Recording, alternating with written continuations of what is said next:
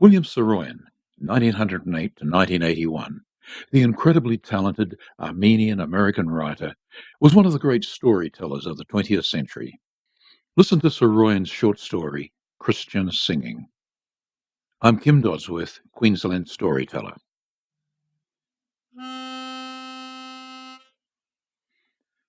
I'll walk with God from this day on. His helping hand I'll lean upon. This is my prayer, my humble plea. May the Lord be ever with me. Oh boy, have I got plenty to say. You should have heard those Christians singing. It was beautiful. God Almighty, it was swell. You should have heard them. Suppose they were Seventh-day Adventists. A little old sect like that. Not big and powerful like the Baptists. Suppose they were. Who cares about that? They sang. That's all I know. And it was swell. It was the finest thing I ever saw or heard, and it made me feel better than I've felt in years. And their voices. God Almighty, what dignity. How simple and decent. Plain people, all of them, and their kids singing too. Those young boys and girls singing in the street. Am I glad? Boy, I feel swell. I don't want to convert anybody to anything. I'm just trying to tell you how beautiful it was. Such a simple thing. And the way I lied to that girl. That's the best part of it. The way I lied and then told the truth. Everything is corrected now. I told her I was broke. God, what a liar I was. I had 78 cents on the table upstairs in my room in cold cash, right smack on the table. Not a lot of money, but regular cold cash. And I wasn't broke. They weren't singing then. Maybe that's why I lied. I don't care about money. I give newsboys a dime for a paper every time I buy one, and I tip the bootblacks plenty. I gave an old Negro bootblack $1 for a 5-cent shine once. I do things like this when I'm flush, but I'm not bragging. You got to know, though. And a little cheap money lie like that. Boy, I felt ashamed. I felt terrible. And such a nice Christian girl with such a fine, clean voice. She rang the doorbell, and I went downstairs slowly, thinking it was some punk friend, somebody to talk about poetry or something, and give me a headache. If it's one of those guys, I said, going down the stairs, to hell with him. I'll tell him I'm dying. Don't want to see anybody. To hell with poetry. But it was this young Christian girl. I had to laugh. Good evening, I said. She said, good evening, and began to tell me about the people across the street, standing in order like a troop, 20 or 25 of them, just a small group, counting 7 or 8 kids. Swell. But I was feeling rotten. First thing that came into my head was to hang on to my 78 cents. Pay money to Seventh-day Adventists? A bunch of cranks? Not me, baby. I'll tell her I'm broke. I got that money upstairs, but I'll tell her I'm broke. I won't argue with her or anything like that. I'd like to help you, I said, but I'm broke at the moment. Even then, I felt like a louse. I hate to lie, especially this way, about money. I guess I need money as much as the Adventists do, but I don't need it so badly I have to lie about it. I told her I was broke, and we stood on the steps talking. She was a beautiful Christian girl. I keep saying Christian because, after all, you've got to understand that if she wasn't Christian and didn't believe in what she was doing, she wouldn't ring doorbells and ask for small donations. I felt cheap as anything telling that lie, so I tried to make up for it with politeness. I'm sorry you're broke, she said. We only do this once a year. Once a year, I said. They hadn't started to sing yet, and we stood on the steps talking.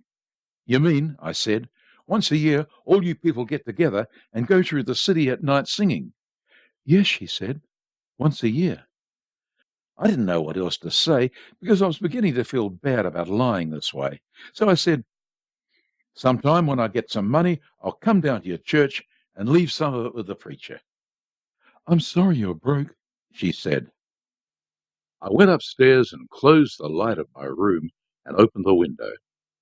They were across the street, and it looked pious as hell. I'm all jumbled up, I guess, but God damn it to hell, it looked that way. It looked holy. And I kept remembering that swell girl I had lied to. Maybe she can tell I'm a liar, I thought. This scared hell out of me. Then all those Christians began to sing, right in the street. No music, but the music of their voices. It was great. I may sound naive, but I can't be bothered about that. They sang a song about walking with Jesus and talking with him. I knew that song when I was a kid. I never was a good Sunday school boy. I used to be a nuisance mostly, singing dirty words to Christian songs, but I remembered that song. I don't know, it knocked me for a loop.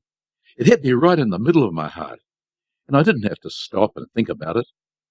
The money was on the table, $1/2, a quarter, and 3 pennies. I took all the money in my fist and ran down the steps. I thought the girl would be at the door of the house next door, but she wasn't. So I went to the next house, all excited, sore at myself for being a liar about stuff like money, and those Christians singing that beautiful song about walking with Jesus. I found the girl at the door of the house on the corner. She was talking quietly, the way she had talked to me, to an angry-looking fellow who didn't give her any money and wasn't polite either. I felt as if I was partly the cause of the way this fellow acted, because I'd lied. A young fellow like me, who's always throwing money away on all kinds of things. I felt terrible. I saw this girl turn from the door, not hurt, but with an expression on her face that knocked hell out of me. I was on the verge of ringing the doorbell and hitting that fellow on the chin. I mean, something was rotten somewhere in the world, my lying about money, and this man hurting the feelings of this girl, and everybody acting mean and not being honest and decent and never telling the truth and hating one another and not understanding. I felt worse than I ever felt in my life. I felt like busting down the door of that fella's house. I felt like going in and telling him, "We've been fools. We've forgotten too much. We got to do something. We can't lie and be mean. We got to be decent again." I felt that bad about the whole business. It was because I'd lied about the money on the table. I didn't hate that poor fella. He's all right. I hated that low-down stuff in me and everybody else that always keeps coming up and making the world a rotten place. When the girl came down the steps, I tried to calm down. I didn't want to scare her, so I tried to calm down a little. She remembered me because she smiled. "I lied to you," I said. "I told you I was broke, but I'm not broke." She was holding a small basket, and there wasn't a penny in it, not one lousy penny. I don't know why all of us are so goddamn mean and no good. "I'm not broke," I said, and I put the money in the basket. I didn't throw it into the basket. I put it in humbly. I wasn't giving her anything. I wasn't giving the Seventh-day Adventists anything. I was getting back something I'd lost. I put the money in the basket humbly, and the girl was amazed. I never saw anybody so beautifully amazed, and if I live to be 1,000,000 years old, I'll never forget the way she said thank you, because she wasn't thanking me for those lousy 78 cents. She was thanking me for being a decent guy, the way I ought to be always, and the way all of us ought to be. On the way back to my room, I kept hearing that song about walking and talking with Jesus. And if you think all this is silly and naive, well, all right, that's your business. But I happen to know different. I happen to know it means a hell of a lot more. Well, I hope you enjoyed listening to William Saroyan's Christian Singing. I'll be back again this time next week with another short story of quality. Until then, bye for now. My humble plea, may the Lord be ever with me.